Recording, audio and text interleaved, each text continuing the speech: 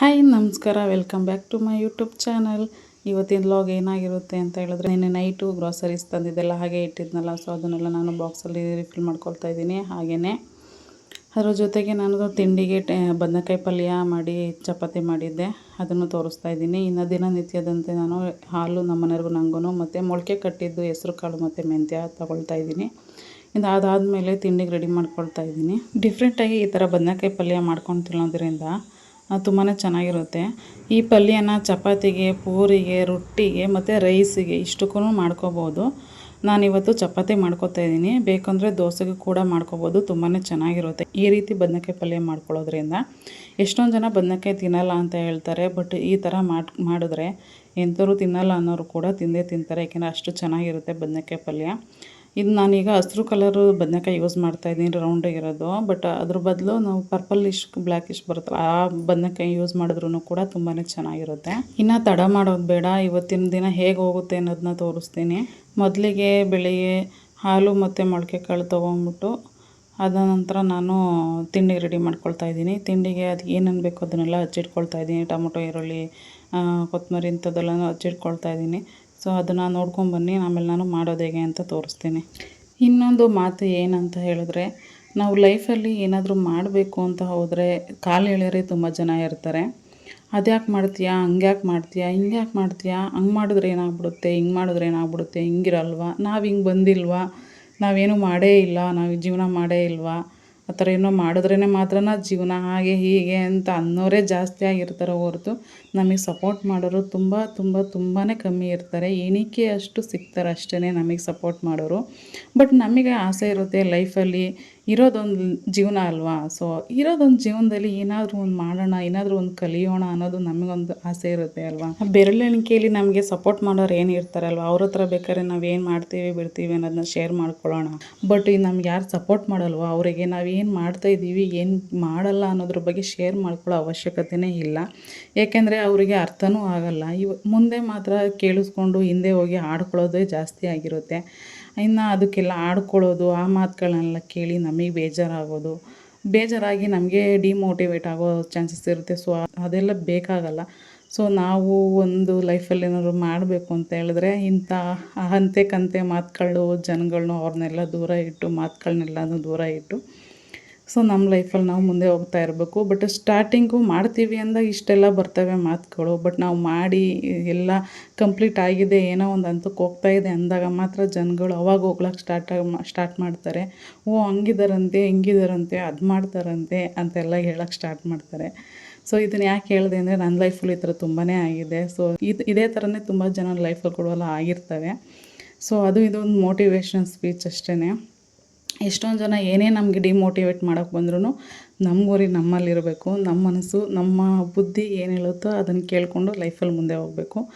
ಒಂದೇನು ಅಂತ ಹೇಳಿದ್ರೆ, ನಮ್ಮ ಬುದ್ಧಿ, ನಮ್ಮ ಮನಸ್ಸು ಯಾವಾಗ್ಲೂ ಪಾಸಿಟಿವ್ ಆಗಿ ಒಳ್ಳೆ ರೀತಿಯಲ್ಲೇ ಇರಬೇಕು ಹೊರತು, ಯಾಕೆ ನಮ್ಮ ಲೈಫನ್ನ ಈಗ ಅಂತೆ ಅಂತ ಮಾತಾಡೋರು ಏನು ಇರ್ತಾರಲ್ವ, ಅವ್ರು ನಮ್ಮ ಲೈಫಲ್ಲಿ ಏನಾದ್ರು ಒಂದು ಹೆಜ್ಜೆ, ಒಂದು ಕಾಲು ಎಡಗ್ತೀವಿ ಅಂತ ಹೇಳಿದ್ರೆ ಆಡ್ಕೊಳ್ಳೋಕ್ಕೆ ಅಂತಲೇ ಕಾಯ್ತಾ ಇರ್ತಾರೆ. ನಾನು ಅವತ್ತು ಹೇಳಿಲ್ವಾ ಮಾಡಬೇಡ ಅಂತ, ಇವತ್ತು ಮಾಡಿಬಿಟ್ಟೆ, ಹಿಂಗಾಯ್ತು ನಿನ್ನ ಲೈಫಲ್ಲಿ, ಹಂಗೆ ಹಿಂಗೆ ಅಂತ ಹೇಳೋಕ್ಕೆ ಸ್ಟಾರ್ಟ್ ಮಾಡ್ತಾರೆ. ಸೊ ನಾವು ಯಾವತ್ತೂ ಎಡಗ್ದಂಗೆ ಜೀವನದಲ್ಲಿ ಒಳ್ಳೆಯದನ್ನಷ್ಟೇ ಚೂಸ್ ಮಾಡಿಕೊಂಡು ಒಳ್ಳೆ ರೀತಿಯಲ್ಲಿ ಜೀವನ ಮಾಡ್ಕೊಂಡು ಹೋಗೋಣ. ಈ ಥರ ಯಾರೆಲ್ಲ ಲೈಫಲ್ಲಿ ಆಗಿದೆ ಕಮೆಂಟ್ ಮಾಡಿ ತಿಳಿಸಿ.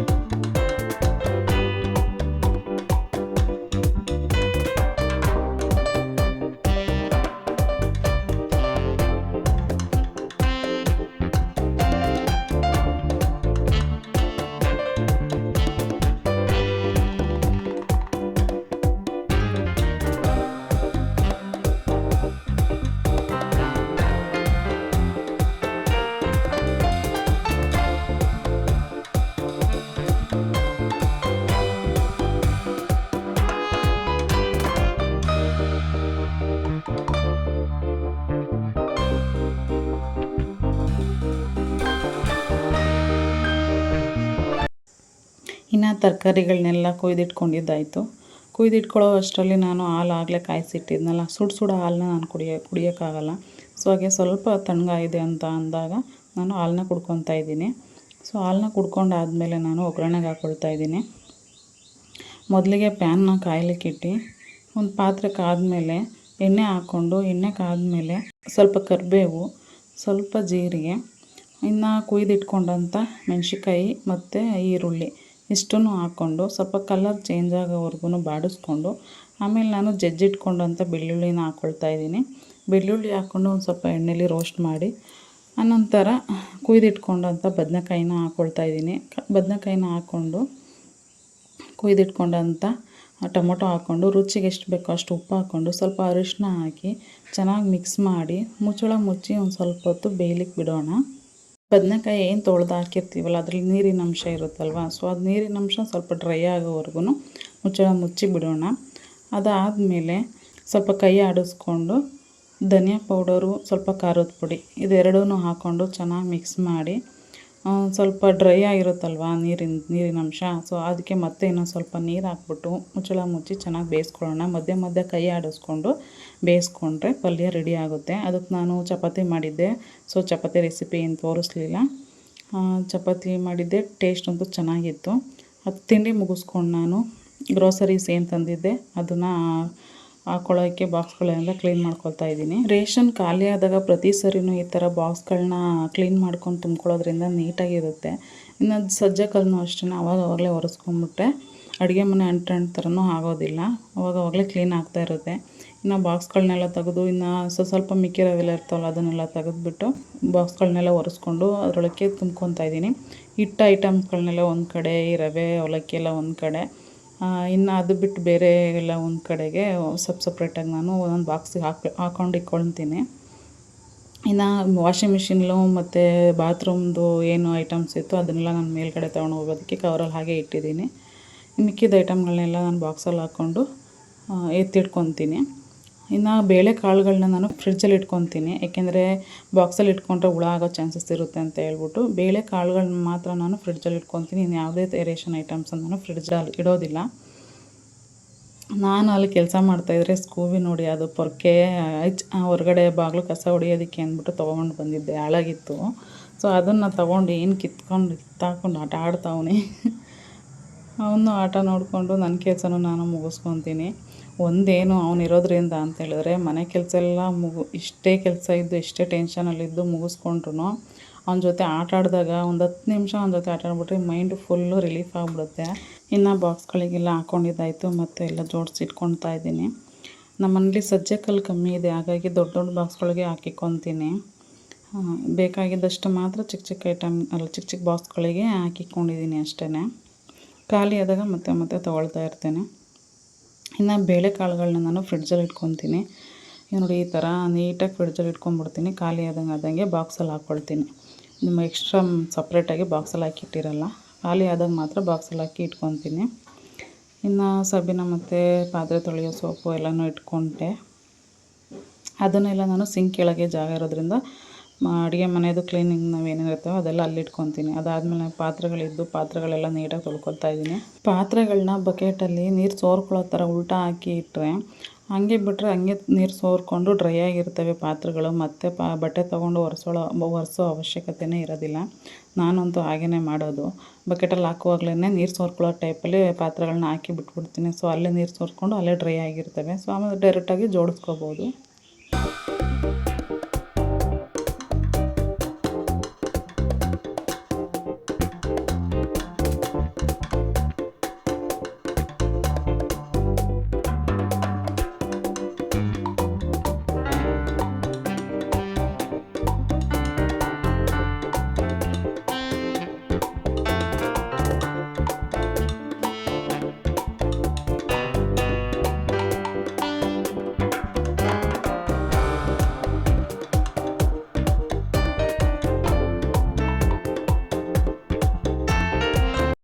ಇನ್ನು ಪಾತ್ರೆಗಳನ್ನೆಲ್ಲ ತೊಳ್ಕೊಂಡಿದ್ದಾಯಿತು. ಪಾತ್ರೆಗಳನ್ನೆಲ್ಲ ತೊಳ್ಕೊಂಡಾಗಲೇ ನಾನು ಸಿಂಕ್ನು ಹಂಗೆ ಕ್ಲೀನ್ ಮಾಡ್ಕೊಂಡ್ಬಿಡ್ತೀನಿ.